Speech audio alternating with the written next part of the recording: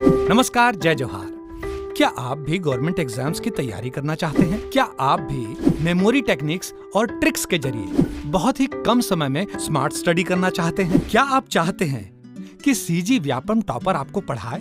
तो डाउनलोड करिए Yogendra Sahu classes app. यहाँ 10 से अधिक गवर्नमेंट एग्जाम्स क्रैक करने वाले और सीजी व्यापम टॉप करने वाले योगेंद्र सर सीजीपीएससी और सीजी व्यापम के अंतर्गत होने वाले सभी एग्जाम्स की तैयारी कराएं। तो डाउनलोड करिए Yogendra Sahu classes app to be the best, learn from the best.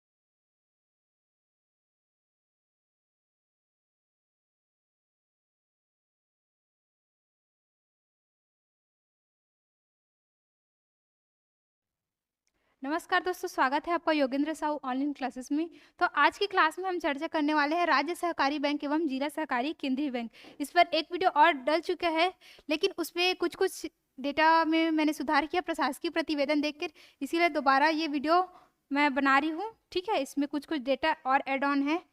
और जो डाउट था बहुत लोगों का, जिला सहकारी बैंक 6 है कि 7 है, तो वो सब मैं आपको प्रशासकीय प्रतिवेदन दिखाकर वो क्लियर कर दूंगी। ठीक है, और जहाँ तक हो सके प्रशासकीय प्रतिवेदन को ही सही मानिए। ओके, तो देखते हैं सहकारी बैंक की संरचना कैसी होती है। सहकारी बैंक की संरचना मैंने बताया था कि त्रिस्तरीय होता है। ठीक है, कैसे? राज्य सहकारी बैंक, जिला सहकारी बैंक, फिर उससे नीचे क्या? प्राथमिक कृषि साख समिति। ठीक है, और इनका काम क्या है? कृषकों को ऋण प्रदान करना, ताकि वो सही तरीके से कृषि करके, कृषि उत्पाद में अपनी वृद्धि करके क्या कर सके? अपना आर्थिक स्थिति सुधार सके। तो ये इनका मुख्य उद्देश्य हो गया। तो राज्य सहकारी बैंक को ऋण कौन देगा? तो उसको ऋण देता है नाबार्ड, और नाबार्ड हम लोग पहले पढ़ चुके हैं।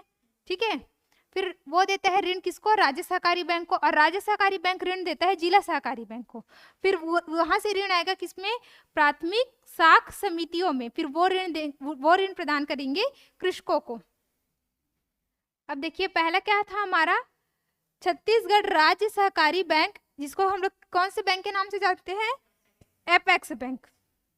कौन सा बैंक? Apex bank.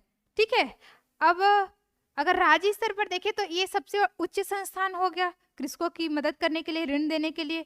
हालांकि डायरेक्ट नहीं दे रहे, लेकिन इनडायरेक्ट तो वही उपलब्ध करा रहे हैं ना, एपेक्स बैंक ही। ठीक है, तो इसका मुख्यालय कहाँ है बोलेंगे तो कहाँ है इसका मुख्यालय? रायपुर में। ठीक, लेकिन वो रायपुर जो इसका मुख्यालय है, जो उसका हेडक्वार्टर है, वो बैंक की तरह भी काम करता है, तो उसको बैंक में भी लेंगे, है ना, सिर्फ मुख्यालय रायपुर ऐसा नहीं ले लेंगे। ठीक, उद्देश्य तो मैंने बता दिया कि कृषकों को ऋण उपलब्ध कराना है, उनकी आर्थिक स्थिति को सुदृढ़ करना है। और उनके कार्य भी हम लोगों ने पहले देख चुका है कि वो जिला सहकारी बैंक को ऋण उपलब्ध कराता है, देता है, और लेता किससे है? ऋण नाबार्ड से। तो ये उसका क्या हो गया? कार्य हो गया। अब जो छत्तीसगढ़ राज्य सहकारी बैंक है, एपेक्स बैंक छत्तीसगढ़ का, उसका गठन कब हुआ? ये डेट हमको याद रखना है। ठीक है, गठन कब हुआ इसका डेट याद रखना है? 30 अक्टूबर सन 2000 को। अब कुछ लोग का रहेगा कि ये कब कैसे हो गया, क्योंकि 2000 में तो क्या नहीं था। हाँ हाँ, लेकिन उस टाइम क्या था? एमपी था। तो वहीं से तो सहकारी सोसाइटी अधिनियम लिए भी हैं, बस नाम को चेंज किए हैं, प्रतिस्थापित किए हैं, मध्य प्रदेश को प्रतिस्थापित करके क्या? छत्तीसगढ़। ठीक है, तो गठन 30 अक्टूबर 2000, लेकिन कार्य प्रारंभ कब हुआ? 1 अप्रैल 2001 को। कब कार्य प्रारंभ हुआ? 1 अप्रैल 2001 को। मुख्यालय कहाँ बताई मैं? रायपुर में। और इसके अध्यक्ष, एपेक्स बैंक के अध्यक्ष का नाम पूछ सकता है, क्योंकि सहकारी अधिनियम वाला क्वेश्चन 25 नंबर का है, तो हो सकता है वो प्रश्न पूछे कि सहकारिता जो एपेक्स बैंक है, छत्तीसगढ़ राज्य सहकारी बैंक है, उसके अध्यक्ष कौन है? श्री बैजनाथ चंद्राकर जी। कौन है? श्री, हाँ, एपेक्स बैंक के अध्यक्ष हैं। और छत्तीसगढ़ में एपेक्स बैंक की शाखाएं कितनी है? अन्य शाखाएं कितनी है? 4 है। एक जो रायपुर जो हेडक्वार्टर वाला है वो स्वयं एक हो गया। दूसरा एक पंडरी वाला हो गया, पंडरी भी रायपुर में है, एक भिलाई और एक बिलासपुर। जो रायगढ़ वाला है वो कैसा है, वो नोडल कार्यालय है। कैसा है वो, नोडल कार्यालय। ठीक है, तो शाखाएं याद रहेगा 4। ठीक, कौन कौन सा, पंडरी, रायपुर, बिलासपुर और भिलाई। और इसके नोडल कार्यालय कितने हैं, तो नोडल कार्यालय कितने हैं, 3। कौन कौन सा, रायगढ़, सारंगगढ़ और जसपुर। नोडल कार्यालय 3, शाखाएं 4। कंफ्यूजन है क्या, नहीं। ठीक है, कंफ्यूज नहीं होना।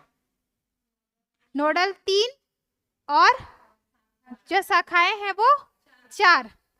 नाम याद रहेगा, सारंगगढ़, रायगढ़, जसपुर, ये सब क्या है, नोडल कार्यालय। और मैप से भी याद रख लेना, जैसे ऐसे मैप बनाओगे ना, तो एक साइड जसपुर, फिर रायगढ़, फिर नीचे सारंगगढ़, एक लाइन वाला क्या है, नोहा। और मेन सिटी से याद रख लेना, रायपुर हमारा मेन सिटी है, तो रायपुर का ही 2 जगह, पंडरी रायपुर, और अपना मेन सिटी अपना भिलाई और एक बिलासपुर। तो वो क्या हो गया, वहां अन्य शाखाएं हो जाएंगी, किसकी, तो एपेक्स बैंक की। अब जिला सहकारी केंद्रीय बैंक, अब इसको ऋण कौन देता है, राज्य सहकारी। फिर ये किसको ऋण देंगे, प्राथमिक कृषि साख समितियों को। तो जिला सहकारी केंद्र के अंतर्गत ही प्राथमिक कृषि साख समिति आते हैं। और छत्तीसगढ़ में कुल कितने प्राथमिक कृषि साख समिति हैं अभी, 2058। ठीक है, कितने हैं, 2058, ये याद रख लेना। और छत्तीसगढ़ में टोटल 6 केंद्रीय सहकारी बैंक है, 6 है। ठीक है, प्रतिवेदन में भी 6 ही दिया है। अब देखो, अब केंद्रीय बैंक है, उसके अंतर्गत का कार्य क्षेत्र, उसकी शाखाएं कितनी है और कुल उसके अंतर्गत कितने प्राथमिक कृषि साख समितियां हैं वो देखेंगे। और इसमें जो ये अलग से दिख रहा होगा ना, पैक्स और लैम्प्स, ये मैं नीचे उसका डिटेल करूंगी। ठीक है, आगे वीडियो देखते जाइए, आपको समझ में आ जाएगा। ठीक है, तो रायपुर का जो जिला सहकारी केंद्रीय बैंक है, किसका, रायपुर का। अब इसका कार्य क्षेत्र क्या होगा, जैसे याद करो, रायपुर संभाग के अंतर्गत कितने जिले हैं, 5 जिले। ठीक है ना, एक धमतरी है, एक खुद रायपुर है, गरियाबंद है, बलौदा बाजार है और महासमुंद है। इसमें एक्स्ट्रा किसको याद रखना है, सारंगगढ़, बिलाईगढ़ को। लेकिन इसका आधा विकास खंड इसमें आता है, मतलब सारंगगढ़ विकास खंड इसमें नहीं आता, वो रायगढ़ एपेक्स बैंक के अंतर्गत आता है। ठीक है, बाकी जो विकास खंड रहेगा, बिलाईगढ़ वाला विकास खंड, तो वो किस में आएगा, रायपुर के कार्य क्षेत्र में आता है। क्योंकि बिलाईगढ़ किससे अलग हुआ है, बलौदा बाजार से अलग हुआ है कि नहीं। और बलौदा बाजार कौन से जिले के अंतर्गत आता है, रायपुर, है ना। इसीलिए याद रख लेना, जो बिलाईगढ़ वाला विकास खंड है वो रायपुर जिला सहकारी केंद्रीय बैंक के कार्य क्षेत्र में आता है। और इसकी शाखाएं कितनी है, 71 टोटल। अगर शाखा याद नहीं हो रहा है हर एक का, हर जिला सहकारी का, तो टोटल वाला तो आप लोग याद रखना है, लेकिन इसको जरूर याद रखना, प्राथमिक कृषि साख समिति जो है ना, उसको जरूर याद रखना। अब देखो, रायपुर सबसे बड़ा महानगर है। ठीक है, मतलब अपने लिए तो है ना भाई महानगर। ठीक, तो इसीलिए वहां सबसे ज्यादा कृषि साख समिति कितना, 550, 500 से भी ज्यादा और 50, मतलब 550। ठीक है, रायपुर में सबसे ज्यादा है 550। 3-4 बार पढ़ोगे याद हो जाएगा। महिला वाले टाइम भी कितना सारा डेटा हम लोग याद कर लिए थे कि नहीं। ठीक है ना, वैसे ही अभी भी याद कर लेंगे। 550 किसका है, जिला सहकारी रायपुर का है। अब देखो, दुर्ग जिला सहकारी, अब इसका कार्य क्षेत्र है दुर्ग, बालोद और बेमेतरा। एक लाइन में याद रखो मैप में। ठीक है, ऊपर में बेमेतरा, दुर्ग, नीचे बालोद, एक लाइन में है। और इसकी शाखाएं कितना है, 65। लेकिन 65 को याद रखो चाहे मत रखो, ये 311 को जरूर याद रख लेना।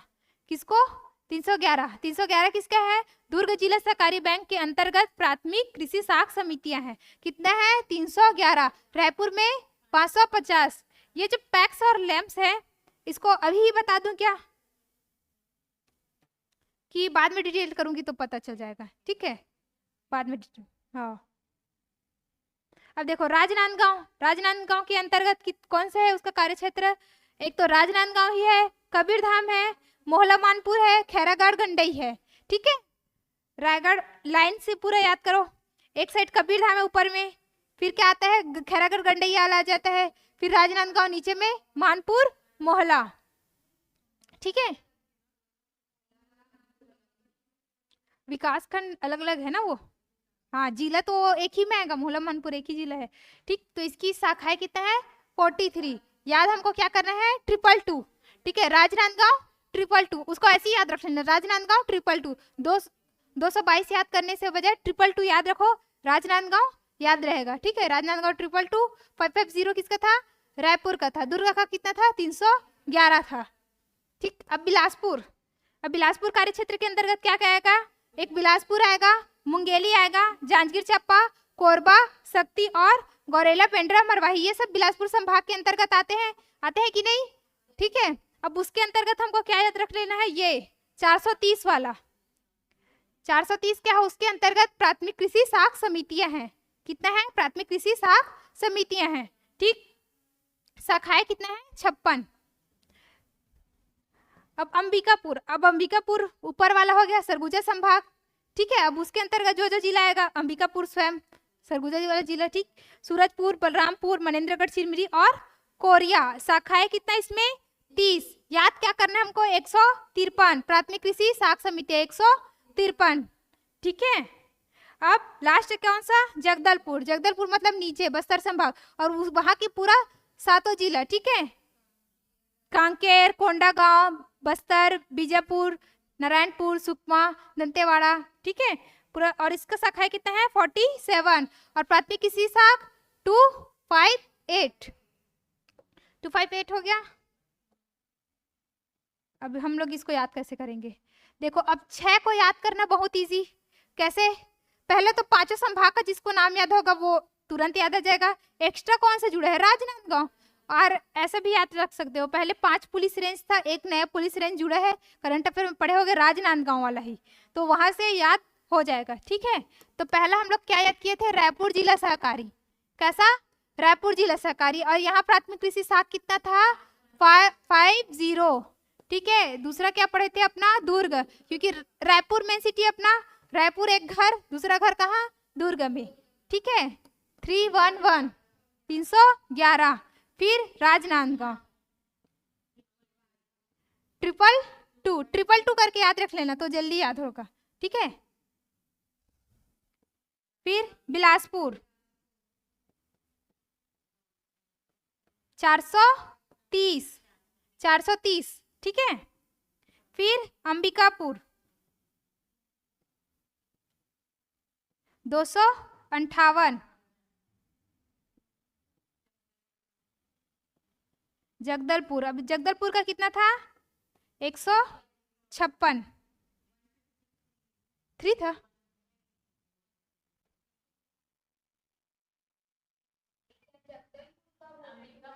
अच्छा सॉरी उल्टा पुल्टा हो गया, ठीक है,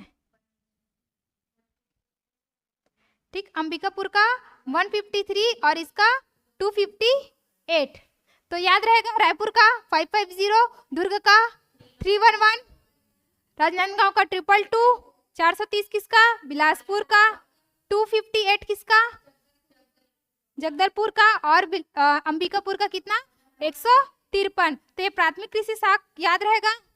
ये जो पैक्स और लैम्प्स है ना, एकदम हर चीज का डेटा हम लोग याद नहीं रख सकते, याद हो जाएगा तो अच्छी बात है, बताऊंगी उसको, ठीक है। लेकिन पहली प्राथमिकता क्या है, हमको पूरा वाला याद करना, फिर उस पूरे को डिवाइड किया गया है पैक्स और लैम्प्स में।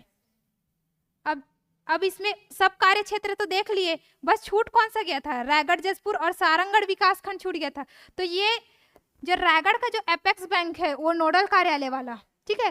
पहले जिला सहकारी बैंक था रायगढ़ में, लेकिन अब उसका क्या हो चुका है, परिसमापन हो चुका है, वो समाप्त हो चुका है। तो वहाँ जो एपेक्स बैंक है वही जिला सहकारी के रूप में काम करते हुए जो प्राथमिक कृषि साख समिति है अब उसको ऋण प्रदान करता है, क्योंकि प्राथमिक कृषि साख को ऋण कौन प्रदान करता है, जिला सहकारी, और जिला को राज्य, ठीक है। अब यहाँ तो जिला ही नहीं है, तो राज्य वाला ही जिला के रूप में काम कर रहा है और प्राथमिक को क्या कर रहा है, ऋण प्रदान कर रहा है। तो यहाँ उसका शाखा कितना है, 14, और प्राथमिक कृषि साख कितना है, 134, 134, ठीक है।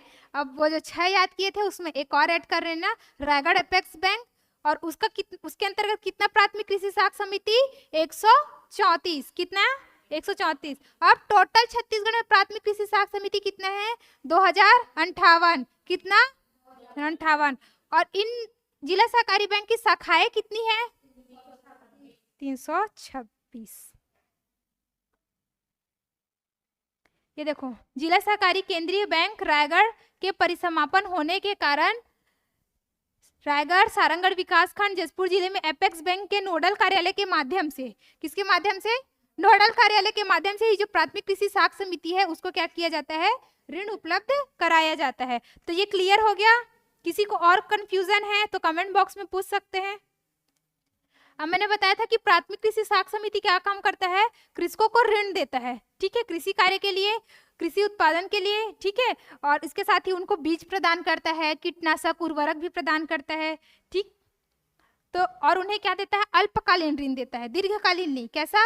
अल्पकालीन ऋण, मतलब कम समय के लिए, एक फसल के अवधि के लिए ही वो क्या देगा? ऋण देगा। और जब वो फसल बेचेगा तो वहां से उसको या तो डायरेक्ट काट लिया जाता है या फिर उसको पटाना पड़ता है, ठीक है। और टोटल सहकारी समिति देख लिए हम लोग कितना?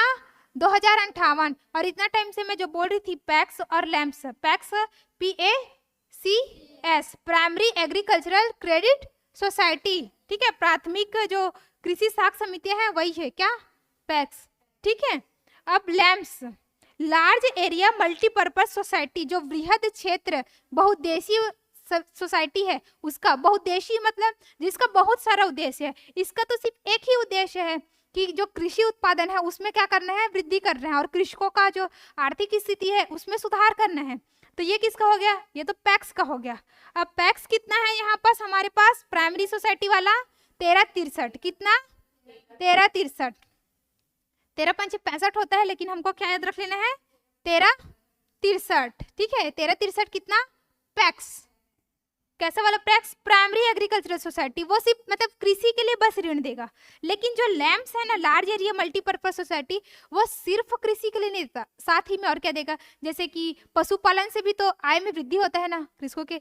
तो जैसे पशुपालन करना है तो मवेशी को खरीदेगा तभी तो पशुपालन करेगा भाई, कहीं से उठा के तो नहीं ले पाएगा। जैसे सड़क में बहुत सारे बैठे रहते हैं, चलो मैं लेके आ जाता हूँ फिर उसी में पशुपालन करूंगा, ऐसा तो नहीं हो सकता ना। जैसे वो मवेशियों को खरीदेगा तो खरीदी के लिए भी ऋण कौन देगा? ये पैसा कौन उपलब्ध कराएगा? वित्तीय सहायता, ये प्राथमिक कृषि साख समिति, ठीक है। और देखते हैं कि जैसे कि कृषि उत्पाद में बेहतर कृषि करना है तो जो छोटी छोटी मशीनरी रहती है उसकी आपूर्ति भी करवाता है। आदिवासी क्षेत्रों में लघु वनोपज को मतलब प्रोत्साहित करता है, और साथ ही में कृषकों को अच्छा सा मार्केट उपलब्ध कराता है, और वहाँ वो अपने उत्पाद को कैसे बेचे, विपणन वाला, उन सब का शिक्षा कौन देता है? इसके तहत दिया जाता है, लार्ज एरिया मल्टीपर्पज सोसाइटी के तहत, ठीक है। तो ऐसा वाला सोसाइटी कितना है हमारे छत्तीसगढ़ में? 695, जबकि प्राथमिक कृषि वाला कितना था?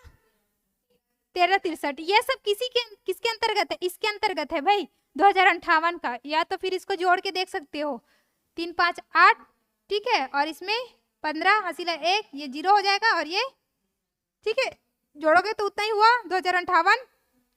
पैक्स का संख्या याद रहेगा 1363, लैम्प्स का याद रहेगा 695, 695 याद रहेगा।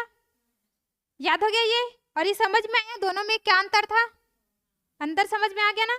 अब देखो इतना सारा सहकारी सोसाइटी देखे थे रायपुर में, बिलासपुर में, दुर्ग में, तो ये जो 550 है, अब इसमें से भी तो कुछ पैक्स होगा, कुछ लैम्प्स होगा, तभी तो लास्ट में जाके वो 1363 बना होगा। ये पैक्स को जोड़ के देखना 1363 होगा, लैम्प्स को जोड़ के देखना 695 होगा।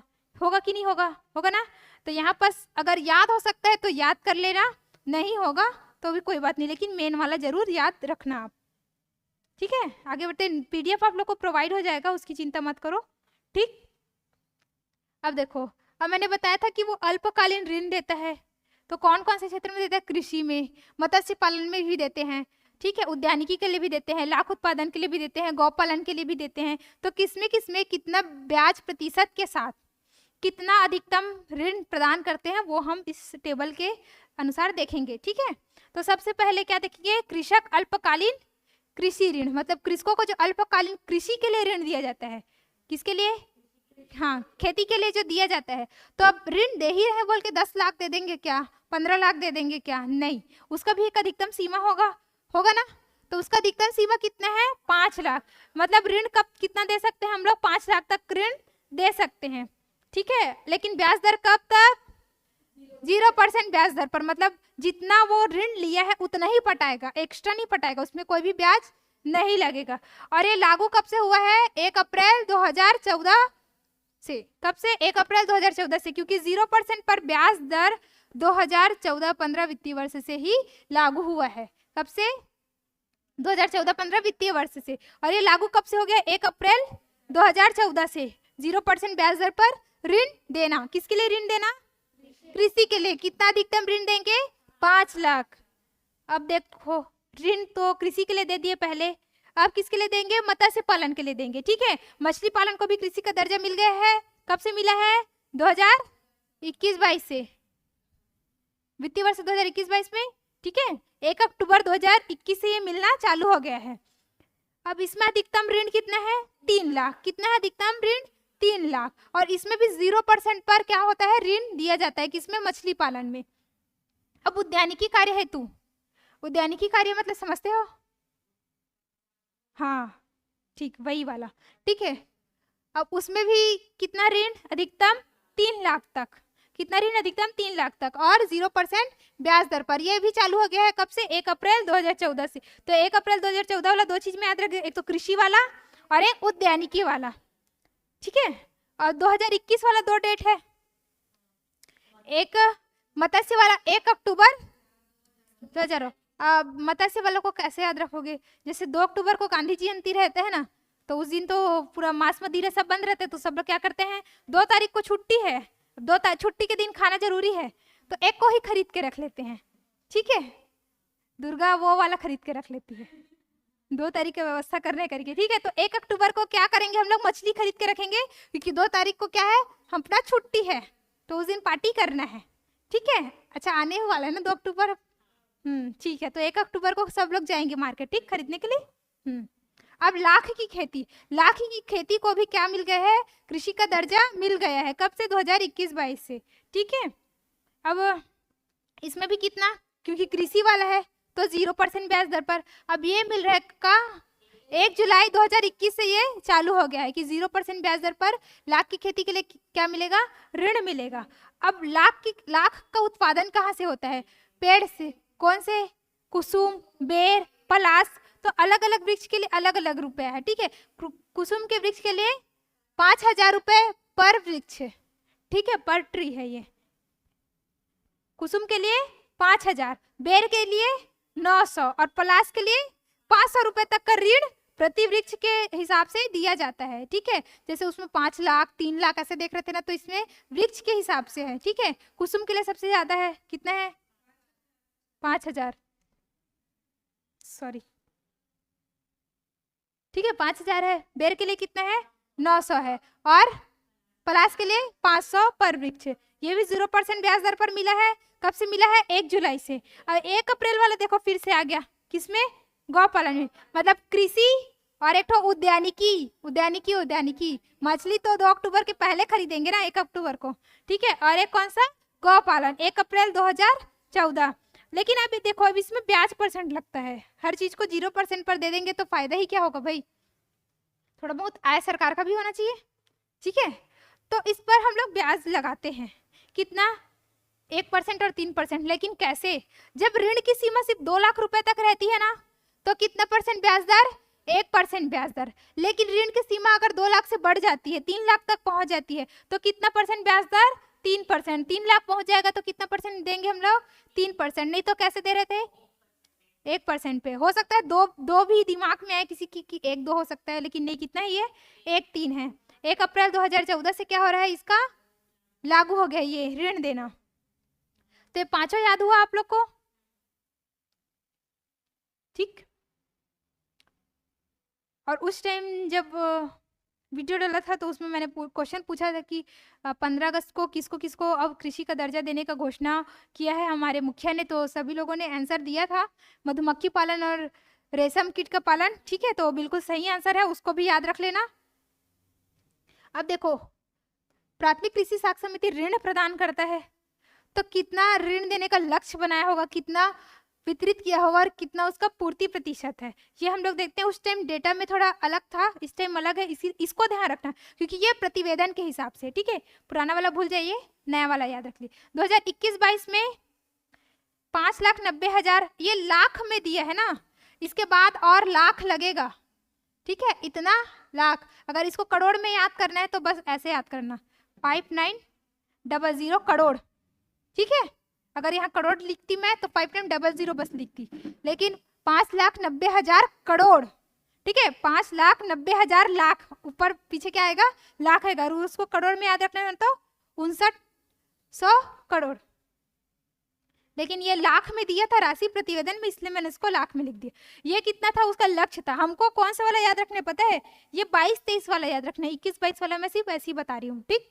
22-23 वाला मेनली हमको याद रखना है। अब इतना का लक्ष्य बनाए थे, लेकिन बांटे कितना, 5,45,788 लाख, पीछे लाख जोड़ना क्योंकि ये राशि किस में है, लाख में है। अगर सिर्फ रुपए लिखाया रहता ना, अगर लिखाया रहता तो ये सिर्फ रुपए होता, 5,45,788 रुपए होता, लेकिन ये रुपए नहीं है भाई, इसके पीछे क्या लगेगा, लाख लगेगा, ठीक है। पूर्ति प्रतिशत कितना था, 92.51%, मतलब बहुत पास में थे पूर्ति के, ठीक है, जितना लक्ष्य बनाए थे उससे। अब देखो हमको याद क्या रखना है, जो याद रखना है उसको बता रही हूँ। अब देखो ये डेटा कब तक का है, 1 दिसंबर 2022 तक का डेटा है। 1 दिसंबर 2022 तक का डेटा है कि प्राथमिक कृषि साख समिति ने कितना का लक्ष्य बनाया था और कितना उसका पूर्ति किया, और पूर्ति प्रतिशत कितनी है ये हमको ध्यान रखना है, ठीक है। तो लक्ष्य कितना का बनाया था, 6,61,000 लाख, ठीक है, और करोड़ में लिखते तो 6610 करोड़, अगर किसमें लिखते तो हम लोग,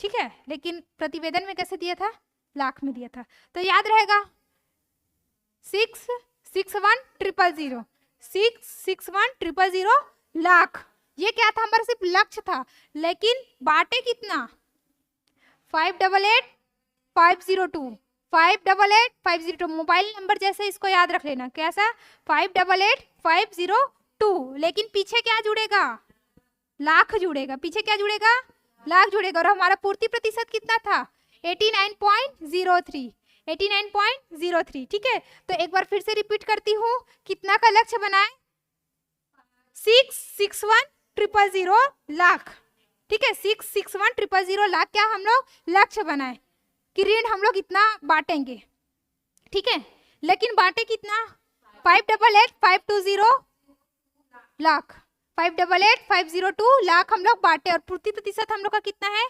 89.03। तो ये याद रखना, ठीक है।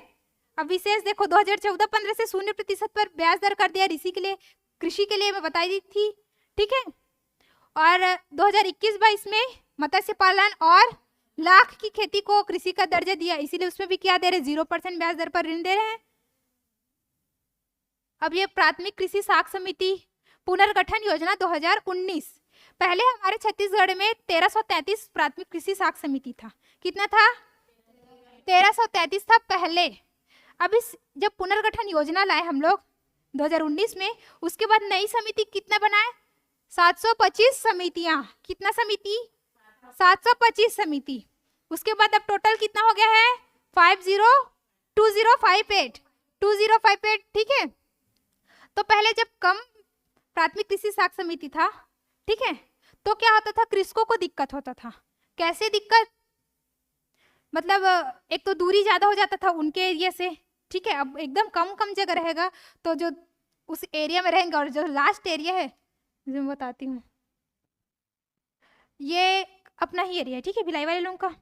अब हम लोग कहाँ रहते हैं, इधर भिलाई 3 में, ठीक। अब दुर्ग में क्या है, प्राथमिक कृषि साख समिति है। अब हम लोग भिलाई 3 यहाँ है, ठीक है।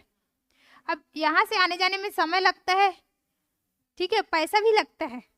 अपने गाड़ी से जाओगे तो पेट्रोल डलाओगे, बस में जाओगे तो भी टिकट कराओगे, ट्रेन में जाओगे तो भी टिकट कराओगे, कुल मिला के पैसा लगेगा, समय लगेगा। अब सिर्फ मैं ही बस थोड़ी ना जाऊंगी भाई, तब्बू लोग भी जाएंगे, कुर्सी पार वाले लोग, ठीक है, पावर हाउस वाले लोग जाएंगे, और वो मैडम खुद दुर्ग वाली है वो भी जाएगी कि नहीं जाएगी, भीड़ बढ़ाओगे तुम लोग, बढ़ गया ना भीड़। तो बीज लेने के समय, फसल बेचने के समय, कीटनाशक उर्वरक सब मिलता है ना वहाँ सोसाइटी में, तो उस समय क्या होगा, तकलीफ होगा, भीड़ बढ़ेगा, प्लस हम लोग का टाइम जाएगा, पैसा जाएगा। तो इसीलिए फिर क्या हुआ, पुनर्गठन योजना मैंने 725 और समितियां बना दिए। तो अब समिति कितना हो गया, 2058। अब देखो, अब फिर से ये हमारा ही एरिया है, ठीक है। अब ये दुर्ग वाला तो दुर्ग में ही रहेगा, ये हमारा भिलाई 3 है, ठीक है। अब भिलाई 3 में भी एक समिति बन गया। अब मैं भिलाई 3 वाली थोड़ी ना जाऊंगी मैं दुर्ग तक, मैं तो यहीं जाना प्रेफर करूंगी। वो मैडम दुर्ग वाली है, वो दुर्ग ही जाएगी, वो भिलाई 3 में नहीं आएगी, ठीक है। तो समय बचा हम लोग का, पैसा बचा, प्लस भीड़ भी क्या हो गया, कम हो गया। तो इसी उद्देश्य से ये सब बनाया गया था, ठीक। इसका लाभ हुआ इसी के लिए कि बीज वितरण के समय, धान खरीदी के समय जमा होने वाली भीड़ से बच गए हम लोग, ठीक है। और इसका कार्य क्या था, 0% ब्याज दर पर क्या करना, अल्पकालीन कृषि ऋण प्रदान करना और रासायनिक उर्वरक पर प्रदान करना। तो ये सब किसके माध्यम से किया जाता है, समिति के माध्यम से ही किया जाता है। जो प्राथमिक कृषि साख समिति होती है उसी के माध्यम से किया जाता है। और ये देखो आने जाने की दूरी भी कम हो जाता है, समय भी बचत हो जाता है, ठीक है। तो ये सोसाइटी के संख्या बढ़ने से ये चीज फायदा हुआ हमको। अब रही बात प्रतिवेदन की, तो प्रतिवेदन देख लेते हैं एक बार। उसके बाद अगर कोई डाउट होगा, नॉट फॉर्मेट कैसे नहीं खुल रहा है,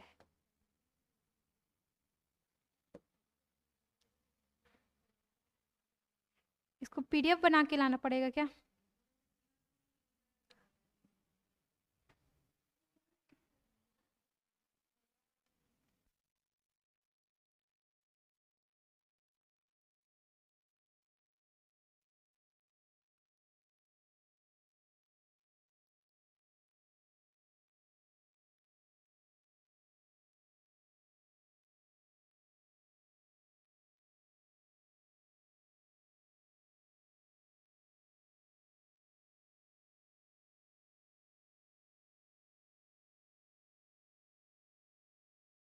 के तो प्रतिवेदन ओपन नहीं हो पा रहा है यहाँ बोर्ड में। मैं जो पेज का बताना चाह रही हूँ मैं उसका पेज डलवा दूंगी, ठीक है, इसी आगे में। उससे आपको क्लियर हो जाएगा कि जिला सहकारी बैंक 6 ही दिया है प्रतिवेदन में, जो शाखाएं हैं वो 4 दिया है, नोडल कार्यालय 3 दिए हैं। और जो पैक्स और लैम्प्स वाले जो अलग अलग थे, प्राथमिक कृषि शाखा वाला, उसका भी डेटा आप लोग वहाँ से एक बार चेक कर लेना, ठीक है। यहाँ ओपन नहीं हो पा रहा है, नहीं तो मैं यही शो करा देती, ठीक है। तो वो मैं डलवा दूंगी, उसका आप चिंता मत कीजिए। अगर वीडियो अच्छा लगे तो वीडियो को लाइक कीजिए, कमेंट कीजिए, और नेक्स्ट वीडियो कौन से टॉपिक में चाहिए ये आप कमेंट करके बता सकते हैं। मिलते हैं नेक्स्ट वीडियो में, धन्यवाद।